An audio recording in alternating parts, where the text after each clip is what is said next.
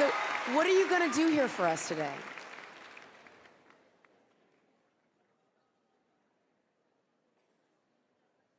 I'm gonna sing a song for you on the piano. I love it.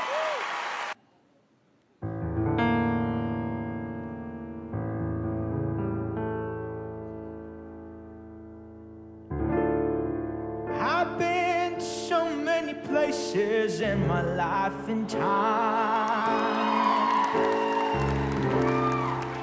I've sung a lot of songs, and I made some bad rhymes. I've acted out my life in stages, 10,000 people watching, yeah. We're alone now, and I'm singing this song to you. Olá pessoal, nós somos o grupo 5 da turma 160A da disciplina de Neurofisiologia e vamos fazer agora uma apresentação abordando a seguinte questão: quais são os mecanismos neurofisiológicos da síndrome de Savant? Bom, no pequeno vídeo que utilizamos na abertura dessa apresentação, vimos a performance do jovem Cody Lee, que possui algumas limitações por ser cego e autista, mas apresenta uma habilidade musical natural incrível e muito acima da média em relação às pessoas neurotípicas. Lee é um exemplo de uma pessoa com síndrome de Savant. Mas o que seria então a síndrome de Savant? Bom, ela é uma condição rara na qual o portador de desordens mentais apresenta um ou mais talentos ou habilidades mentais extraordinárias, contrastando com as suas limitações em outras áreas. A síndrome foi definida pela primeira vez em 1887 pelo médico John Dow, que utilizou o termo idiota savant para descrever indivíduos com deficiências intelectuais, porém com habilidades notáveis e contrastantes. A palavra idiota era usada para definir pessoas com QI abaixo de 25, embora a maioria dos savants possuam QI acima de 40. Já a palavra savant é derivada do verbo francês savoir, que significa saber. Então, traduzindo literalmente, o termo significaria idiota sábio. Devido a esse teor um tanto pejorativo, mais recentemente houve uma reformulação na terminologia, e síndrome de Savant passou a ser o termo mais aceito amplamente. A síndrome de Savant é mais comumente observada em homens com autismo leve, no limiar com moderado, mas pode também ser relatada em outros tipos de transtorno de desenvolvimento ou em casos de lesões e doenças do sistema nervoso central. Em relação às características da síndrome de Savant, a principal delas é justamente o notável talento nato que pode ser em uma ou mais áreas, como a música, a arte, a matemática e o cálculo de calendário, quase sempre atrelados a uma grande capacidade de memorização. Já as demais características são relacionadas às condições de neurodesenvolvimento ou lesões do sistema nervoso central que a acompanham, como a dificuldade de comunicação e interação social, comportamentos repetitivos e sensibilidade atípica a estímulos, além de apresentarem diversas limitações funcionais.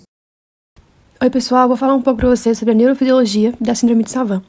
É um pouco difícil generalizar a neurofisiologia dessa síndrome porque os indivíduos portadores dela são muito diferentes entre si. O que a gente pode dizer é que esses indivíduos, eles são neuroanatomicamente diferentes de indivíduos normais, eles utilizam caminhos neuronais diferentes, têm ativação de regiões neuronais distintas quando realizam a mesma atividade que um indivíduo normal. E, além disso, alguns pesquisadores perceberam que as habilidades únicas dos portadores da síndrome são geralmente associadas com a atuação do hemisfério cerebral direito. Para exemplificar, a gente tem aqui essa ressonância magnética de um indivíduo com Savant. A gente consegue perceber que não tem nenhuma anormalidade clínica considerável, mas quando a gente compara o volume cerebral do hemisfério direito com o esquerdo, a gente percebe que o volume cerebral direito é bem maior, principalmente na região da amígdala e do núcleo caudado. E a gente sabe que ambas essas estruturas, junto com os neurotransmissores GABA e glutamato, eles desempenham um papel importante na neurobiologia da aprendizagem.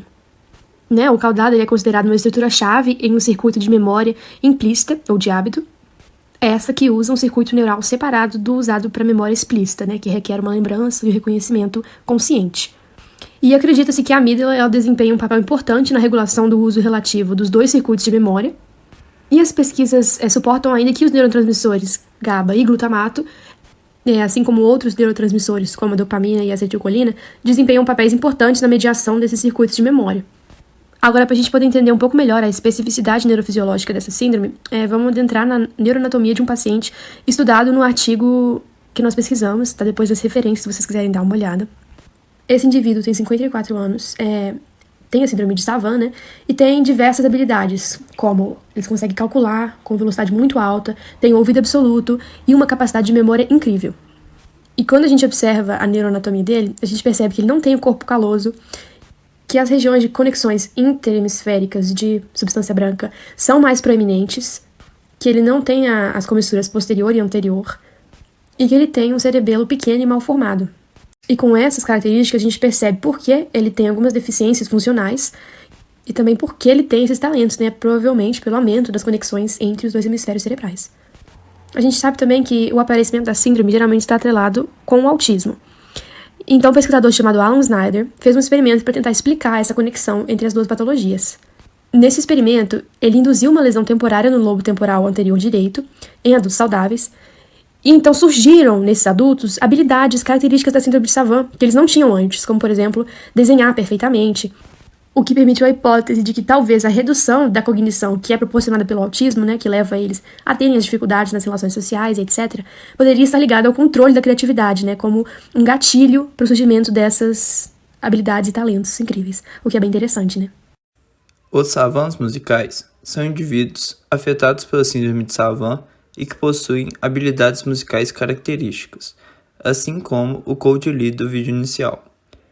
Apesar de ser uma condição rara e de difícil diagnóstico, essa característica musical, entre os acometidos pela síndrome, é a mais frequente reportada. Os denominados savants musicais possuem e desenvolvem diversas habilidades relacionadas à música.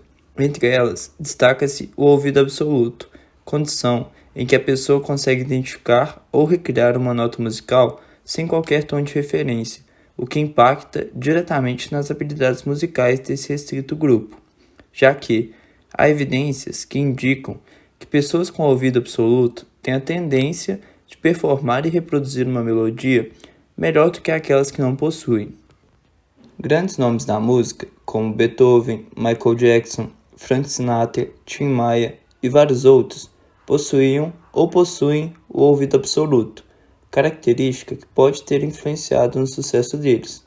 Os savants musicais também possuem uma memória extremamente qualificada, principalmente de curto e de longo prazo, quando relacionada a fenômenos musicais, habilidade que, associada ao ouvido absoluto, permite a eles, por exemplo, cantar ou tocar uma música inteira, mesmo após uma única reprodução da melodia.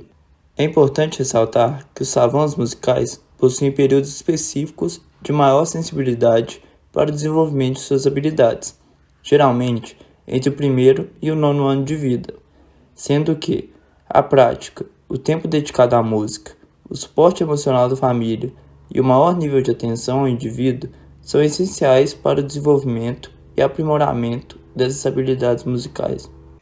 Vamos ver agora fatos e curiosidades sobre a síndrome de Savant. A doença do gênio, como é conhecido, teve seu primeiro registro datado do século XVIII, quando o psiquiatra americano Benjamin Rush descreveu a habilidade incrível de Thomas Hewlett para cálculos. Essa condição afeta geralmente mais os homens do que as mulheres.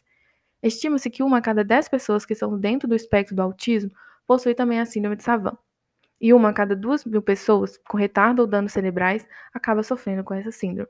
A síndrome de Savant é muito rara. Existem menos de 100 indivíduos savants vivos hoje no mundo. Alguns casos interessantes são como o do nosso homem-biblioteca, Kim Peek. Kim nasceu com uma deficiência mental e seus testes de QI sempre foram abaixo da média. Ações simples, como abotoar uma camiseta, eram praticamente impossíveis para ele. Por outro lado, Peek leu mais de 12.000 livros e conseguia se lembrar de cada palavra em todos eles. Outro caso interessante é o do memória fotográfica, Stephen Wiltshire. Nascido com autismo, esse inglês é capaz de desenhar de memória paisagens complexas que viu uma única vez.